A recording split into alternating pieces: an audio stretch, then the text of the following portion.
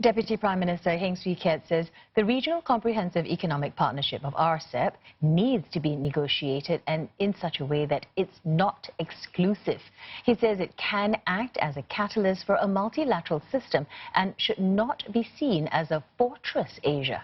Mr. Heng's assessment came at the Milken Institute Asia Summit Dialogue, where he said the fact that RCEP is even being discussed shows the willingness of the countries involved to work together. Brandon Tenoto with more. Amid rising uncertainties that have weighed on global growth, trade ministers negotiating the RCEP have said that concluding the deal this year is of the highest priority.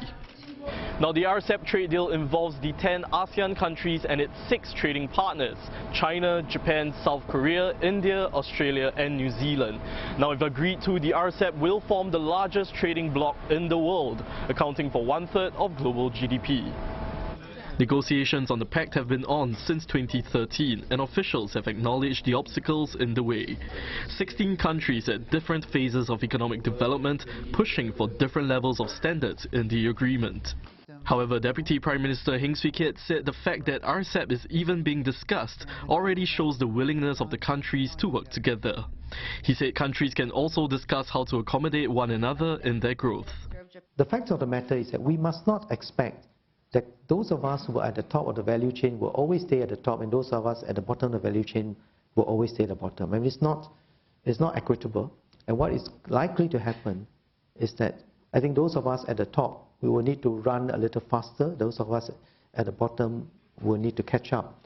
And this is I hope that within Asia we can promote. But beyond that, because we should work with all like-minded countries in the world to continue to sustain momentum for free trade, for globalization.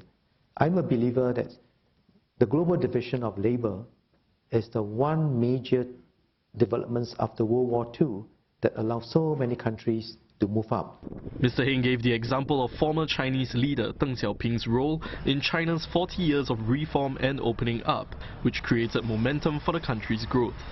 Closer to home, Mr. Heng said Singapore is ready to do what needs to be done at the right time to support its economy. He was responding to a question on whether the government would consider more expansionary spending during the global slowdown.